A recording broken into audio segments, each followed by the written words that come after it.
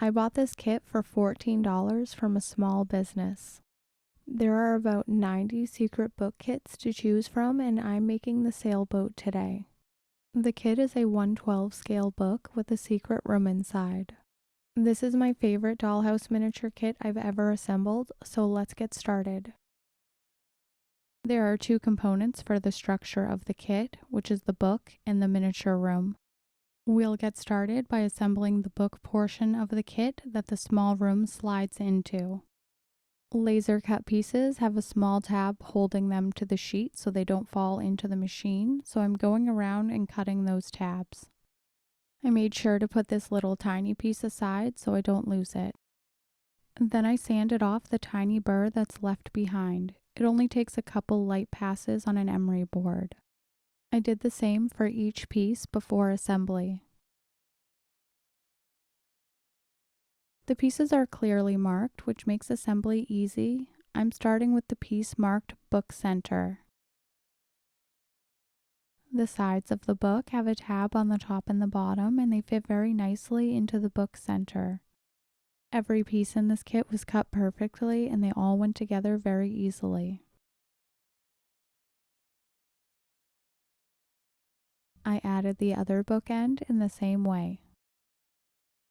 The main structure of the book is finished off with two laser-cut chipboard pieces. One side is square and the other side is round. The two slots align perfectly with the tabs in the book. The square edge of the chipboard goes toward the open front, and the rounded corners are along the book center piece. Throughout assembly, I used a bamboo skewer to clean up any extra glue.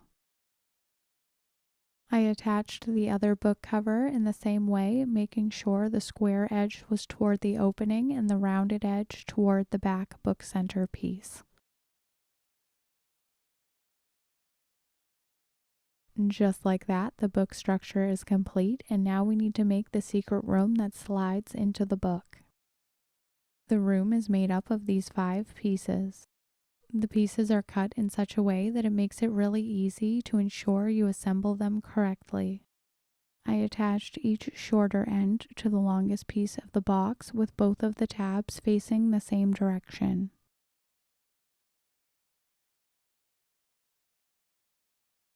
Then I added the other long piece to complete the sides of the secret room. I completed the construction of the room with the wooden wall. This rectangular piece is the spine of the book that you use to pull the secret room out of the main structure. The laser cut lines are a guide so you can align the room perfectly onto the spine of the book. Now I'm assembling the sailboat that goes inside. The body of the boat is made up of parts 1, 2, and 3. I cut the tiny tabs that hold the pieces in, but I didn't bother sanding them. I dipped the sailboat pieces into a little pile of glue, making sure to keep the center hole free of glue. I stacked the 3 boat sections with part 1 on the top, 2 in the middle, and 3 on the bottom. Then I glued part A into the small slot underneath part 3. I glued the top edge to the deck and prepared for paint. The sailboat is so tiny, I attached it to some tape to hold it while I paint.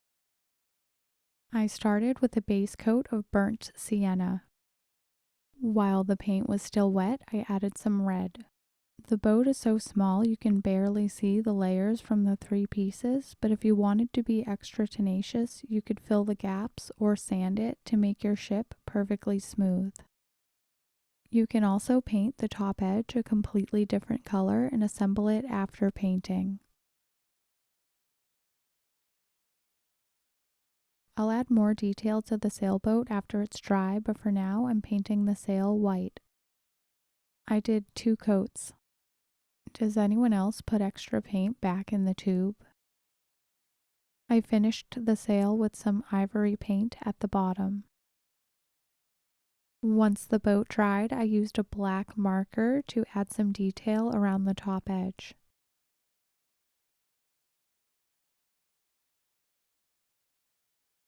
This tiny piece I set aside earlier has a small indent that part A of the ship glues into.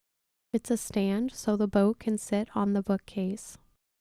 The end of the sail glues into the two holes at the top of the ship that I kept clear of glue. I let the glue dry on the book in the secret room while I built the ship, and now it's ready for paint. I mixed some brown paint into blue to make the color more subdued and deeper. Most of the book is covered with printable art, so I'm only painting the areas that won't be covered with paper. This is just my personal preference, and you can paint the entire book if you'd like to.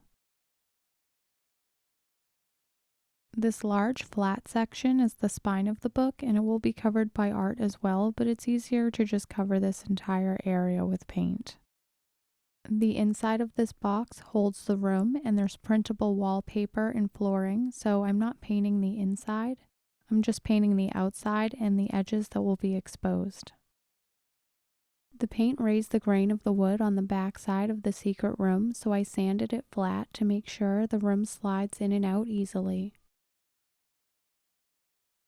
Now it's time to make this bookcase. It's made up of two pieces, the base and the top that's on the same sheet as the sailboat pieces. The bookcase on the front of the kit is painted blue, but I prefer a stained look, so I colored my top with a marker. I really love the shape of this tiny bookcase because it even has scalloping across the front. To contrast the wooden top and the rest of the room, I decided to paint my base an ivory color.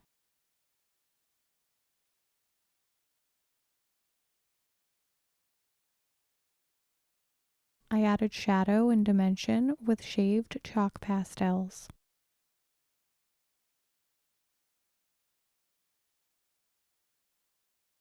Then I added the top. The kit includes some printed books to fill the bookshelf. The wider books go on the bottom shelf. I spread out some glue with a small paintbrush so I wouldn't ripple the paper. Then I used some skinny tweezers to put the books in place. I added the other row of books to the top shelf. These three pieces are the book back, front, and spine, so I cut them out. When you cut out white paper, it leaves a pale edge, so for a little extra attention to detail, I covered up the white edges with my brown marker. I glued the spine in place, making sure the small sailboat is on the bottom and the empty room is facing outward.